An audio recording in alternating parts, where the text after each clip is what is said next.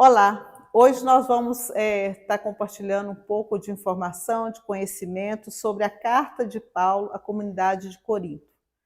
Nós vamos falar especificamente do capítulo 13, versículos de 1 a 13.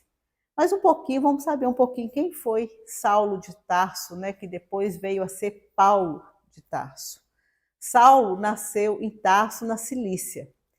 Ele era um cidadão romano, porém ele era um judeu da dispersão. Ele foi circuncidado pela tribo de Benjamim e era membro zeloso do partido fariseu. Quando ele se converteu, ele passou a se chamar Paulo.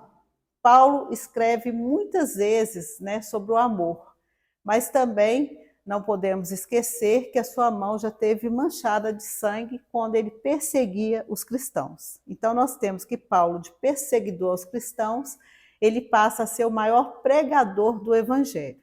Ele levou o evangelho de Jesus Cristo da Ásia para toda a Europa, chegando a Roma. Ele falava para pessoas do mundo étnicos, né? Para gentios, para pagãos, para estrangeiros. Paulo fez suas viagens missionárias aproximadamente durante 13 a 14 anos. E a sua viagem, né, eram em caravanas com amigos para se tornar a viagem menos sofredora, porque os dias eram muito quentes e as noites muito frias. Eles viajavam a pé ou em lombo de animais. E também não tinham, a comida era escassa, a água não era fácil de se encontrar, mas eles não desistiam, né? Paulo tinha uma personalidade decidida e uma vontade de ferro, tudo para levar o evangelho para as pessoas. E é bom lembrar também que ele foi torturado 3 vezes, apedrejado 1 vez e 3 vezes naufragou. Ele pregava que Jesus Cristo era o Filho de Deus vivo, o ressuscitado. Paulo foi a Corinto e ficou lá durante quase 2 anos, 1 ano e meio aproximadamente. Ele ficou na casa de Priscila e Áquila e lá ele forma a comunidade. Ele vivia do seu trabalho, né, de fazer tendas manual. Ele trabalhava na cooperativa junto com outras pessoas. E depois que Silas e Silvano e Timóteo chegaram, ele se dedica totalmente à evangelização.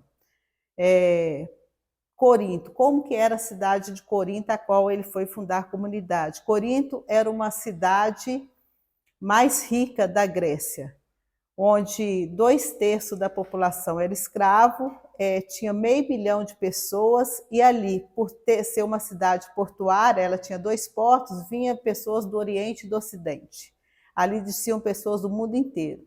Ela se destacava por ser uma cidade, as pessoas eram gananciosas e havia muita imoralidade também, e pessoas de várias religiões e culturas. E é ali que Paulo funda a comunidade cristã.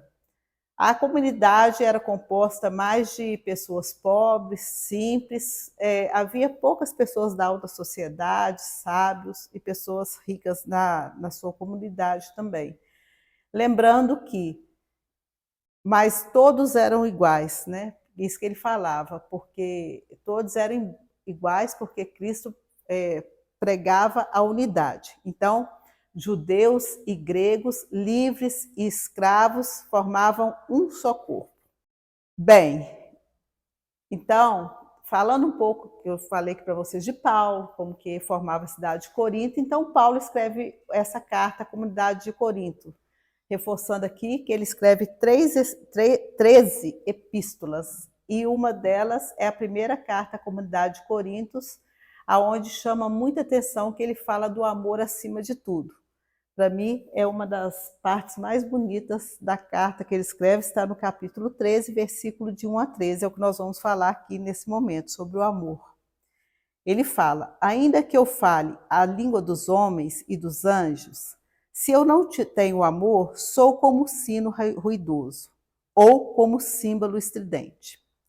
Ainda que eu tenha o dom da profecia, o conhecimento de todos os mistérios e de toda a ciência, ainda que eu tenha toda a fé, a ponto de mover montanhas. Se eu não tenho amor, eu nada sou. Ainda que eu reparta todos os meus bens, ainda que eu entregue meu corpo a chamas, se eu não tenho amor, nada disso me adianta. O amor é paciente, prestativo, é o amor. Não é invejoso, não se vangloria, não se incha de orgulho. Não falta com respeito, não é interesseiro, não se irrita, não faz o mal. Não se alegra com a justiça, se alegra com a verdade. Tudo desculpa, tudo crê. Tudo espera, tudo suporta. O amor nunca acabará. As profecias desaparecerão, as línguas cessarão, o conhecimento desaparecerá. Pois conhecemos em parte e profetizamos em parte.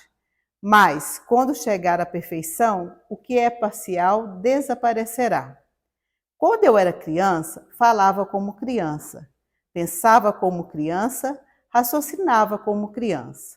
Quando me tornei adulto, abandonei as coisas de criança. Pois agora vemos por reflexo o espelho, mas depois veremos face a face. Agora conheço em parte, mas depois conhecerei tal como sou conhecido. Agora permanecem a fé, a esperança e o amor. Essas três coisas, a maior delas é o amor. Bem, então Paulo está falando aqui para nós da importância do amor, né? E uma carta lindíssima que ele está dando orientação para a comunidade de Corinto e para nós também. E o que é o amor? O amor, ele é composto de várias virtudes, de várias ferramentas, que é coisas que nós ouvimos no nosso dia a dia. Paciência, bondade, generosidade, delicadeza, humildade, tolerância, entrega, inocência, sinceridade, perdão.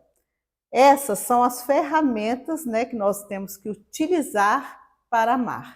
O que faz do homem um grande artista, um grande médico, um grande carpinteiro, um grande músico? Nada mais que a prática. O que faz do homem um grande homem é a prática. O crescimento espiritual se aplica às mesmas leis do corpo e da alma. Se um homem, por exemplo, ele não exercita o seu braço, ele jamais vai ter músculos. A mesma coisa se dá ao crescimento espiritual.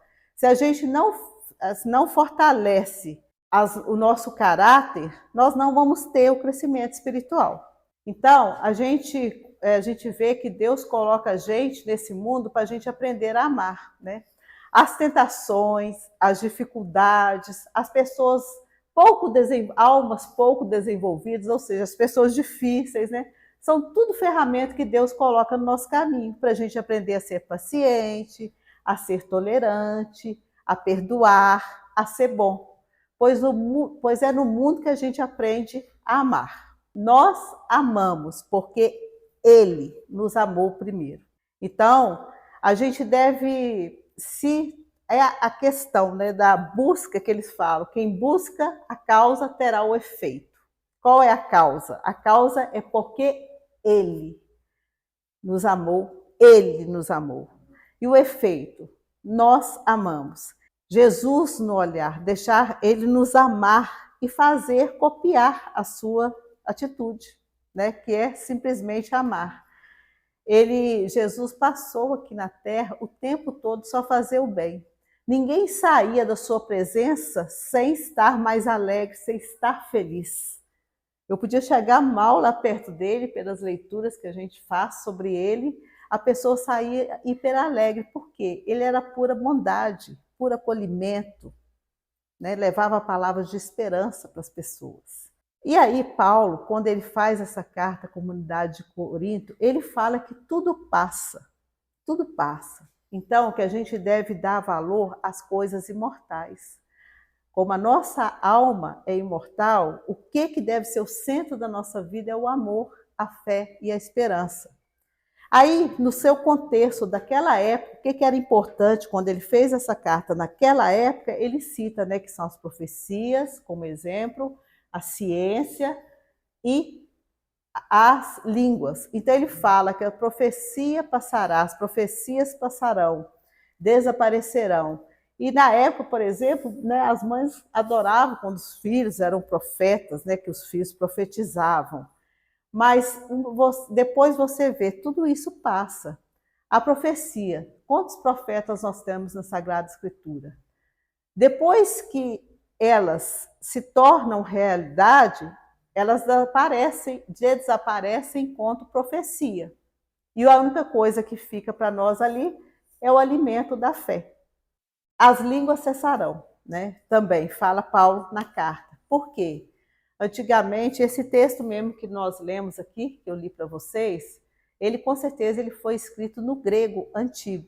Hoje, se a gente pegar o texto original, for lá na Grécia e pedir alguém para decifrar esse texto, com certeza vai ser poucas pessoas que saberão decifrá-lo, porque as línguas cessarão. A mesma coisa, há 1500 anos atrás, na Europa, a língua mais falada era o latim. Hoje em dia, né, se alguém sabe latim, é 1 em cada 10 pessoas. E São Jerônimo mesmo pegou a Bíblia, né, a Sagrada Escritura, do aramaico, do hebraico e do grego e trouxe ela, né, ele traduziu ela para o latim.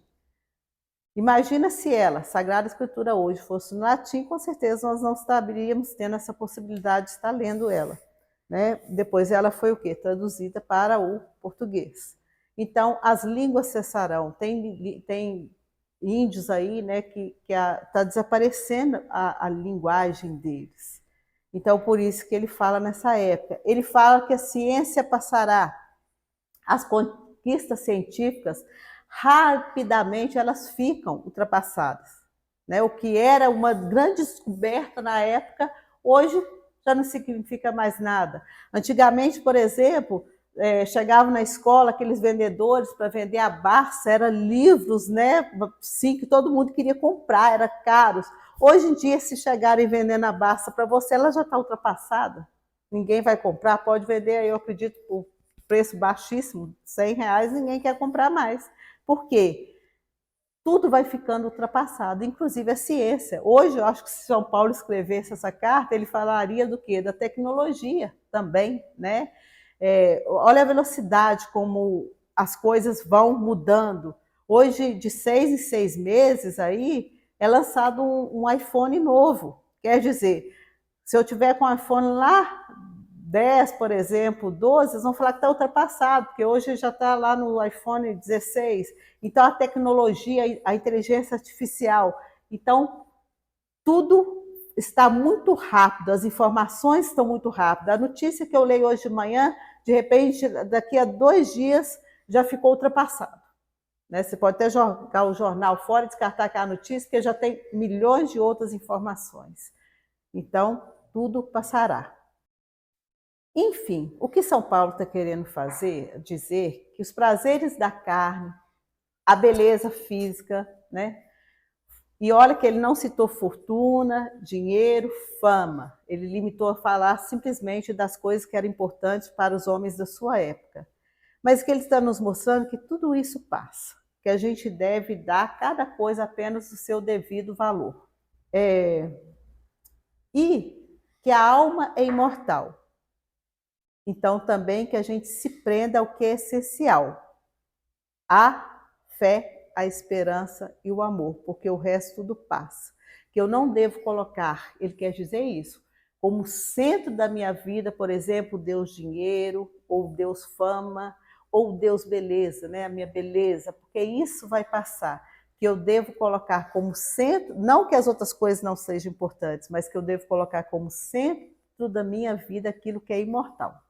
E o imortal principal é o amor, né? E que eu desenvolva essas ferramentas que eu tenho que lidar no dia a dia para fazer essa opção de escolher amar.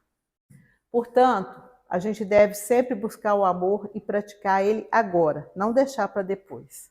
O pior destino de um homem é aquele homem que nunca amou e nunca deixou ser amado, nem pelo próprio Jesus Cristo. Então, aquele que se alegra no amor, se alegra em Deus, porque Deus é amor. E a pessoa que nunca deixou se amar, né, por ele, nunca amou, é a pessoa que, infelizmente, ela foi contra o Espírito de Deus.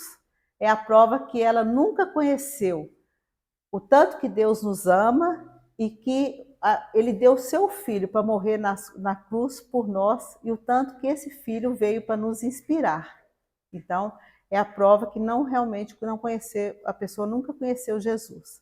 Porque como é bom amar, né? É como é bom você ter uma pessoa que você ama seu amigo, você tem um animal de estimação, isso nos dá energia, nos dá entusiasmo, nos fazem querer viver. Quais foram os momentos mais felizes da sua vida? Né?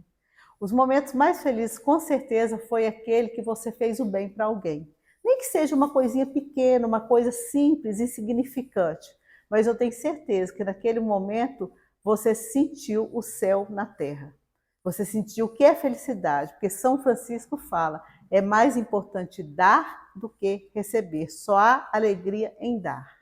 Então é isso que passa para nós essa carta da comunidade de Paulo, essa carta de Paulo para a comunidade de Corinto e que passa para mim também hoje.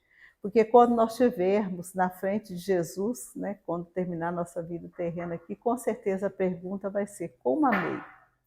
Como amei o meu próximo? Como que eu quero ser lembrada quando eu partir? Né? O que eu deixei aqui de bom? Essa que a gente deve fixar nas perguntas.